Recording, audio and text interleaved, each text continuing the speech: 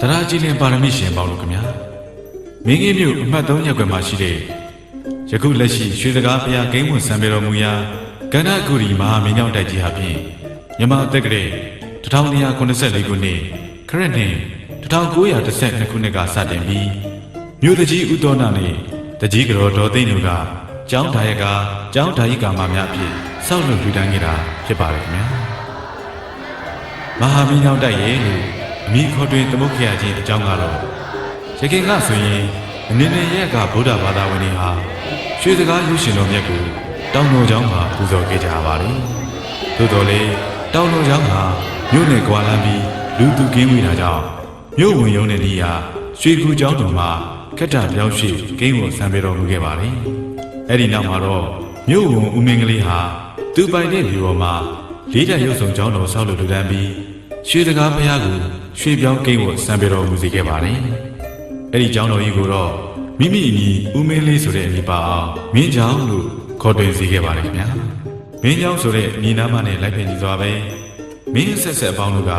ကိုးကွယ်စည်းကပ်ရာကြီးကျယ်ခမ်းနားတဲ့ကျောင်းတော်ကြီးဖြစ်တာကြောင့်မဟာဆိုတဲ့ဂုဏ်ဒရက်ကိုပေါင်းစပ်ပြီးမဟာမင်းကျောင်းတိုက်ရဲ့လို့ခေါ်တွင်စေခဲ့ပါတယ်ခင်ဗျာအချိန်ကာလရှည်ကြာလို့အဲ့ဒီကျောင်းတော်ကြီးပြည့်စည်သွားခဲ့ရမှာတော့မြို့ဝန်မင်းရဲ့အမွေခံဖြစ်တဲ့မင်းကင်းမြို့မြို့တကြီးဥတောနာနဲ့တကြီးကတော်ဒေါ်သိန်းတို့ကယခုလက်ရှိကျောင်းတော်ကြီးဖြစ်တဲ့မင်းကင်းမြို့ရဲ့မဟာမင်းကျောင်းတိုက်နှစ်ထပ်ကျောင်းဆောင်ကြီးကိုထပ်မံဆောက်လုပ်လူတန်းခဲ့ပါတယ်ခင်ဗျာယခုဆိုရင်တော့တက်တန်းအပြင်နှစ်ပေါင်း90ကျော်တရားတွင်ရှိခဲ့ပြီဖြစ်ပါတယ်ခင်ဗျာတရားကြီးလင်ပါရမီရှင်ပေါင်းတို့ခင်ဗျာအခုလိုနှစ်ပေါင်းရှည်ကြာစွာနဲ့မဟာမင်းကျောင်းတိုက်ကြီးတွင်မှရှိတဲ့ပကံခေနရပရိစီသူမင်းထုလုပ်ကိုခဲ့တဲ့ရွှေစကားရုပ်ရှင်တော်မြတ်နဲ့ဒီဒီထုသွားတော့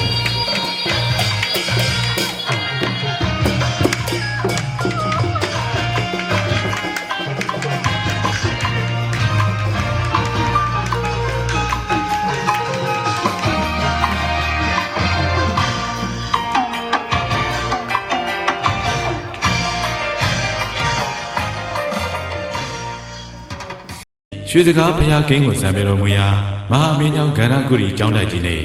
ရွှေဘုံဝင်ဘုရားဂိမ်းကိုဆံပေတော်မူရာသုံးဆောင်တွဲပြတ်သက်တော်ကိုမင်းကင်းမြို့သူမြို့သားများနဲ့နေသူနေသားများအနေနဲ့ရရက်ကစေတနာရှင်လူရှင်များရဲ့လူငွေများနဲ့အတူနှစ်စဉ်မပြည့်ယနေ့ထက်တိုင်အောင်ပြုပြင်မွမ်းမံလျက်ရှိပါတယ်ခင်ဗျာရှေးစဉ်ဆက်ကလည်းနှစ်စဉ်တစ်တိုင်းတရင်ကျော်လာပြီကျော်၄ရက်နေမှာတော့ရွှေစကားမြတ်စွာဘုရားလှည့်လည်ပူဇော်ခံမှုလူပြည်မှာပလင်တော်မြတ်ကိုရေစီးတန်ဆင်ကုသိုလ်တော်ပါဝင်ရတယ်လို့ပဲတရားဓမ္မနတ်ဒီဝါတို့ကလည်းပလင်စည်းမှုရွာသွန်းဖြိုးပေးခဲ့ကြပါတယ်အဲ့ဒါကတော့ရွှေစကားမြတ်စွာဘုရားရဲ့ထူးခြားဖြစ်စဉ်တမိုင်းဝင်မှတ်တမ်းတစ်ခုပဲဖြစ်ပါတယ်ခင်ဗျာ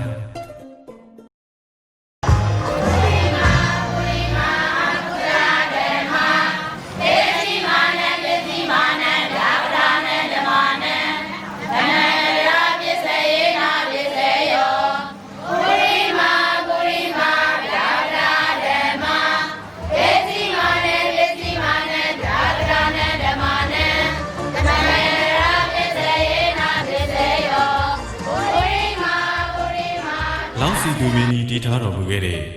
မင်းကင်းမြို့လေးဟာဆိုရင်ဖြင့်ရွှေစကားမြတ်စွာဘုရားဂိမ်းဝန်ဆံပေတော်မူရာမြို့လေးပဲဖြစ်ပါလေအခုမြင်တွေ့နေရတဲ့မင်းကင်းမြို့လေးကိုတော့မြမအစတကောင်းကလို့ဆိုရှိခဲ့တဲ့တကောင်းမြို့နဲ့မရှိမနှောင်းမှာပဲစတင်တည်ထောင်ခဲ့တာဖြစ်ပါလေမင်းကင်းမြို့လေးရဲ့တမိုင်းကြောင်းကိုတင်ပြပေးရမယ်ဆိုရင်တော့မစ္စည်းမဒေသရာဇဂိုပြည်မှာဇာတတမင်းရဲ့နောက်မင်း90မြောက်ဖြစ်တဲ့နာဂဘာသာမင်းကိုပြည်သူတို့ကပူဇော်ပြီးအမတ်ကြီးတူတူနာကမင်းပြောင်းပေးတာပါလေတူတူနာကမင်းဟာအဖတ်သက်မင်းမျိုးဖြစ်တဲ့ကြောင့်နာဂဒေသရဲ့သားတော်ဇာလာမိကညီတော်လက်ဥပါတိကညီတော်ငယ်ကစ္စနာတို့အားတိုင်းပြည်ကနေနှင်ထုတ်ခဲ့ကြပါတယ်ခင်ဗျာသူတို့ဟာနိုင်ငံသေးကျောင်းရဲ့အရှိဘက်ရံမှာဗရိမညအမည်ရှိတဲ့မြို့ကိုတည်ထောင်ခဲ့ကြပါတယ်ဇာလာမိကမင်းအသက်62နှစ်ရောက်တဲ့အခါမှာတော့ကန်ဒူးလို့ခေါ်တဲ့ဂရုလူမျိုးတို့ကိုတင်သွင်းပြီးမဟာရန်မြို့ကိုတည်ထောင်ပြီးတော့ရီတော်ငယ်ကစ္စနာအားမြင်းပြုစေခဲ့ပါတယ်။အဲ့ဒီနှစ်မှာပဲဘုန်းသူကောလင်းမိုးညင်းမြို့များကိုသိမ်းယူပြီးရီတော်လက်ဥပတိကအားမြင်းပြုစေခဲ့ပါတယ်ခင်ဗျာ။မင်းနေပြည်တော်ရဲ့လုံခြုံရေးအတွက်အခုမင်းကင်းမြို့နေရာမှာကင်းဆောင်ကင်းရံဖြစ်ထားပြီး ကင်းရံမျိုးလို့အမည်တွင်စေခဲ့ပါတယ်နောက်အခါမှာတော့နရပတိစီသူမင်းကြီးလက်ထက်မှာကင်းရံမျိုးပျက်စီးနေတာကိုမြို့ပြန်တည်နိုင်မှုရှင်းလင်းရမှာတော့မန်၅ပါးကိုအောင်မြင်တော်မူတဲ့ဖျားရှင်ရဲ့တက်တော်များကိန်းဝတ်တော်မူတဲ့ဗရမ ्या စီဒီမြသိန်းနံစီဒီနဲ့မြပကံစီဒီများကိုဖူးမြင်တွေ့ရှိရလို့မန်ကင်းမျိုးလို့သမုတ်တော်မူခဲ့ပါတယ်ကာလရှည်လျားလာတဲ့အခါမှာတော့မန်ကင်းမျိုးကနေမင်းကင်းမျိုးလို့အမည်တွင်လာခဲ့ပါတယ်ခင်ဗျာမြို့ဒီနဲ့အတိုးမှန်လေးနဲ့တည်တံမှာရွှေချင်းသွေးမီမင်းကင်းတီဖြစ်လျာတက်ကရေ934ခုနှစ်မှာတည်ခဲ့ခြင်းဖြစ်ပါတယ်ခင်ဗျာမင်းကင်းမျိုးရဲ့တမိုင်းထောင်ထားများနဲ့လက်ရှိချင်းတွေတို့ဆက်နွယ်နေတဲ့နေရာဒေသနဲ့အခေါ်အဝေါ်တွေကိုတင်ပြမယ်ဆိုရင်တော့နရပတိစီသူမင်းကြီးဟာရွှေစကားဘုရားကိုစင်တော်ပေါ်တင်ပြီးအဓိဋ္ဌာန်နဲ့ဆေလွတ်တော်မူရမှာတော့စင်မင်းဟာမြို့ရဲ့တောင်ဘက်မှာရှိတဲ့မြို့ဦးတောင်ပေါ်ကိုတက်ပြီးတောင်တော်ပေါ်မှာတပတ်လှည့်လို့အဲ့ဒီတောင်ကိုဆင်လှည့်တော်လို့အမည်ခေါ်တွင်သမုတ်ခဲ့ပါတယ်အခုခါမှာတော့မင်းကင်းမြို့လယ်မှာရှိတဲ့ဆင်လေတောင်ပဲဖြစ်ပါတယ်ခင်ဗျာရှေ့ကိုခီးဆက်ခဲ့တဲ့အခါမှာတော့6ဦးကြောင်တဲကိုရောက်လာတဲ့အခါမှာဘရင်မင်းမြတ်ရဲ့စီတော်မြင်းဟာဗလန်စကူးထူးကဲစွာလန့်လာကြောင်းအဲ့ဒီချောင်းကိုမြင်းလန့်ကြောင်းလို့အမည်တွင်ခဲ့ပါတယ်အခုခါမှာတော့မြင်းကန်ကြောင်းလို့ခေါ်တဲ့အရပ်ပဲဖြစ်ပါတယ်ခင်ဗျာရှေ့ကိုတစ်ပန်ခီးနေမြန်မှာတော့စင်မင်းဟာအနောက်ရက်ကိုရှေ့ရှူသွားပြီးမှရက်တန်ခဲ့လို့အဲ့ဒီနေရာကိုတန့်ခဲ့တောင်လို့အမည်တွင်ခဲ့ပါတယ်အခုခါမှာတော့ထငယ်ကြောင်းလို့ခေါ်တွင်တဲ့အရပ်ပဲဖြစ်ပါတယ်ခင်ဗျာအဲ့ဒီအနေတစ်ပန်ခီးဆရာမှာတော့အခုခါမှာတောင်တော်လို့ခေါ်တဲ့မဏိရတနာတောင်ထိပ်ကိုတက်ပြီးစင်မင်းဝတ်တော်မူလို့အဲ့ဒီရက်ကိုရွှေစကားတောင်လို့အမည်မိန့်တော်မူပြီးရွှေစကားရုပ်ပွားတော်ကိုတီးထားကိုကြတော်မူခဲ့ပါတယ်ရွှေစကားရုပ်ရှင်ကိုပြန်ပထမအကြိမ်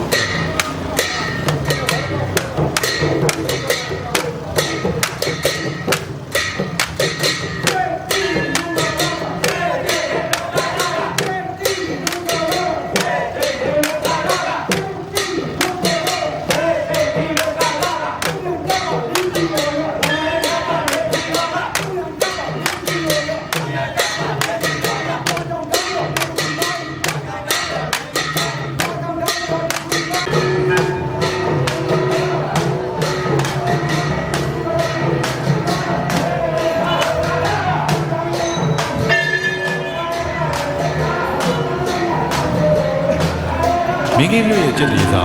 ရွှေစကားကိန်းဝတ်တော်မူရာမဟာမင်းကြောင့်တက်ကြီးရဲ့အလှတကားများဖြစ်ကြတဲ့မြို့တကြီးဦးတော်နာတကြီးကတော်တော်သိန်းတို့ဟာအခုခါမှာတော့စစ်တောင်ဆရာတော်လို့နာမည်ကျော်ကြားခဲ့ပြီးပြန်လုံတော်မူပြီးဖြစ်တဲ့ဥပစင်းပေါက်ခေါ်ဦးတည်ရင်သားရဲ့အဖိုးပွားများပြီးဖြစ်ကြပါလေခင်ဗျာဗုဒ္ဓဘာသာဝင်သူတော်စင်အပေါင်းတို့လည်းဘုဒ္ဓပွားများစေဖို့အတွက်ချင်းလေးညီမဆွေရိုးစကားတစ်ခုရှိကြောင်းကိုစကားလက်ဆောင်ပါလိုပါသေးတယ်အဲ့ဒီစကားလက်ဆောင်လေးကတော့ပျော်လိုမင်းကြီးစာလိုတောင်တွင်တီလုံမောက်ကြောဆိုတဲ့စကားလက်ဆောင်လေးပဲဖြစ်ပါတယ်ပျော်လိုမင်းကြီးဆိုတဲ့အဓိပ္ပာယ်လေးကတော့မင်းကြီးမြို့မှာဘေးရန်မရှိပူပင်မရှိရောက်လာသူတိုင်းပျော်ပျော်နေနိုင်တယ်လို့ဆိုပါတယ်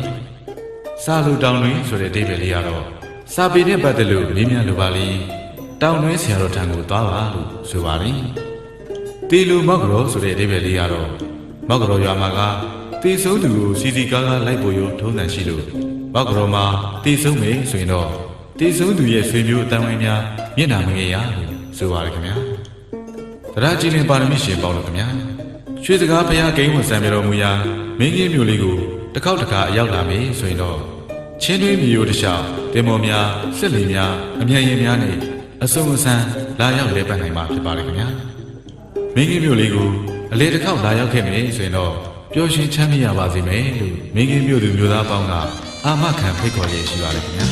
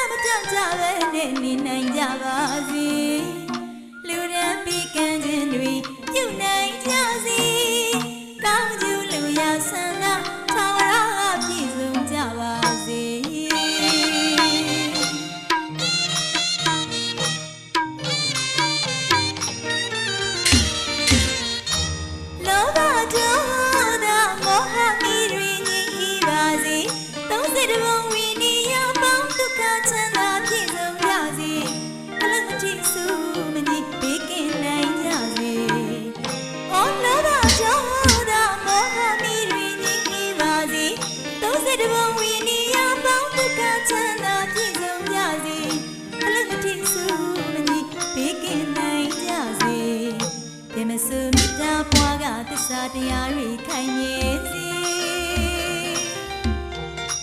တူ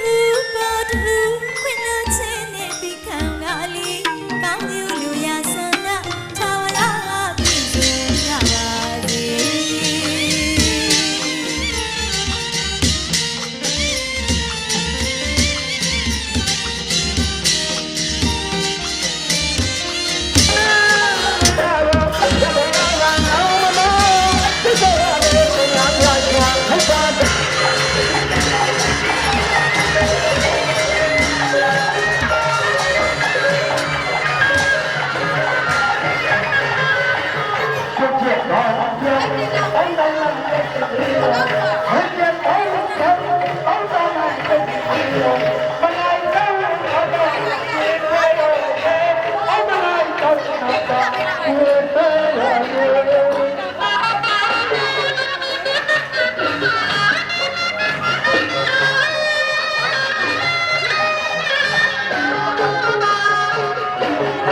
Shut up.